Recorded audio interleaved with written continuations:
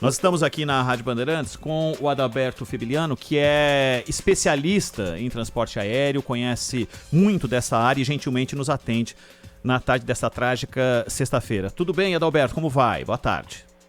Boa tarde, boa tarde. Eu queria iniciar perguntando para você a respeito do movimento da aeronave. Inicialmente te perguntando, você viu parte das imagens da queda desse avião, né? Sim, eu vi parte das imagens que já estão disponíveis aí na internet. A gente pode ver que o avião está sem controle e caindo sem sustentação em direção ao solo. Como a gente tem, ao longo da história, inúmeros outros eventos em que a gente pode separar naqueles em que aparentemente um motor falhou, em outro em que uma parte da fuselagem se desfez, outros na decolagem, na aterrissagem, mas eu confesso para você, Adalberto, que eu não tenho recordação de uma queda desta forma, com o avião caindo praticamente de barriga, em giros, não em parafuso, definitivamente em parafuso, mas caindo de barriga em linha reta. Isso normalmente se dá em que situação? Isso é a perda de controle do avião. O avião efetivamente deixou de voar. O avião não tinha mais velocidade para frente e ele simplesmente está ali como deixou de ser um avião. Ele não estava mais voando pela imagem que a gente vê. Os motivos que levaram a essa situação, a gente obviamente vai ter que aguardar as investigações para que a gente possa saber quais foram essas causas, né, que levaram a isso. Mas realmente ali o avião não estava mais voando. Eu diria para você, não é que seja comum, né, mas já houve vários acidentes desse tipo em que os aviões caem praticamente sem velocidade para frente, né, só com velocidade vertical. Zaidan, o Adalberto Fibiliano, especialista em transporte aéreo pelo ITA, está com a gente para a gente tentar entender um pouco mais o que aconteceu.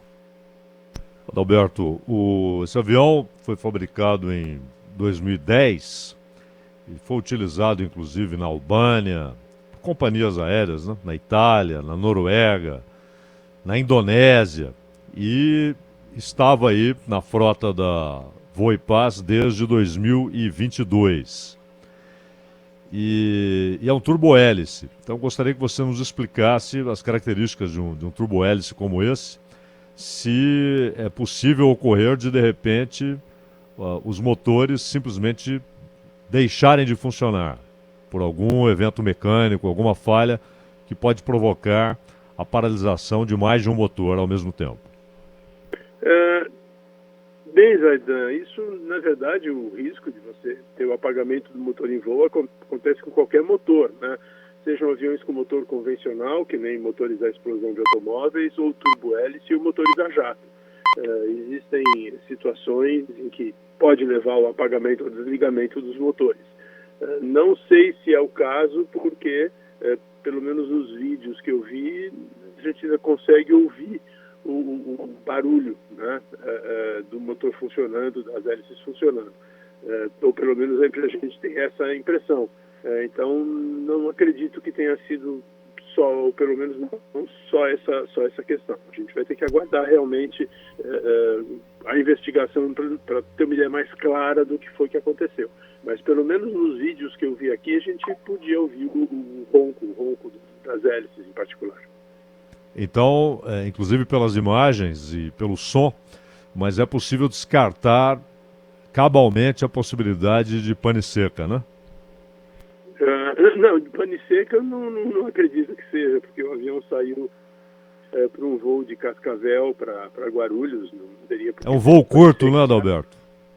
Se tivesse pane seca, não teria tido incêndio logo depois da queda, né? Então, pane seca, embora seja possa ser uma preocupação de algumas pessoas, mas efetivamente a aviação toma todas as precauções adequadas para que você tenha combustível necessário a bordo para terminar os voos. Então, essa muito dificilmente vai ser um fator contribuinte para o acidente. Até porque é uma viagem relativamente curta, me parece que 1h50 é o tempo máximo de voo, né? É uma viagem bastante curta. Adalberto, Ana Paula Rodrigues aqui, obrigada por nos atender, uma boa tarde para o senhor.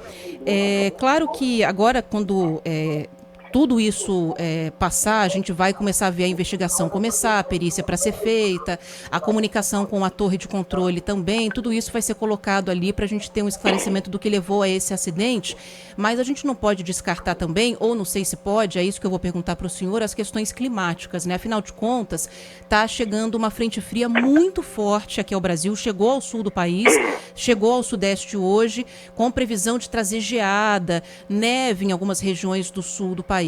O frio intenso, que ainda é mais forte quando a gente está falando de grandes altitudes, de alguma maneira pode ter atrapalhado essa aeronave, a estabilidade dela? Formação de gelo no motor? Por exemplo? Não, Ana Paula, gelo no motor não. Até porque, como eu acabei de comentar com o Zé, a gente ouviu o banco das hélices nos vídeos que eu tive acesso. Então, não precisa se preocupar. O frio em si, só o frio, não tem maiores dificuldades por voo. Existem algumas condições meteorológicas desfavoráveis que podem levar à formação de gelo nas asas do avião, podem levar à formação de gelo nas superfícies de controle do avião, e isso eventualmente pode ser perigoso. Mas também isso é uma das coisas que a própria investigação vai poder nos indicar um pouco mais para frente. Entendi. Então não dá para descartar completamente questões meteorológicas que podem ter atrapalhado aí na rota desse avião também, né? Não. Quando nós pensamos assim na investigação do acidente aéreo, a gente sempre olha, né, para os fatores humanos, a gente sempre olha para os fatores técnicos, questões de operação e manutenção do avião, né, e para os fatores meteorológicos também, para o meio ambiente. Então, todos esses fatores serão levados em consideração durante a investigação. E só lembrando para vocês, né, que esse é um avião para voos regulares de passageiros, portanto, esse avião tem os dois gravadores de voo, né, que são popularmente conhecidos como caixas pretas. Um deles que grava as vozes na cabine de comando, que é o que a gente chama de CVR, Cockpit Voice Recorder, e outro que grava os parâmetros principais de voo, parâmetro de potência do motor, parâmetro de altitude, parâmetro de velocidade, que é o que a gente chama de FDR, Flight Data Recorder. Então, esses dois gravadores normalmente instalados em aviões desse porte para esse tipo de operação, e eles vão ser ferramentas muito valiosas na investigação do acidente. Adalberto Febiliano, especialista em transporte aéreo pelo ITA, muitíssimo obrigado pela sua atenção com a Rádio Bandeirantes. A gente se fala em breve, tá bom?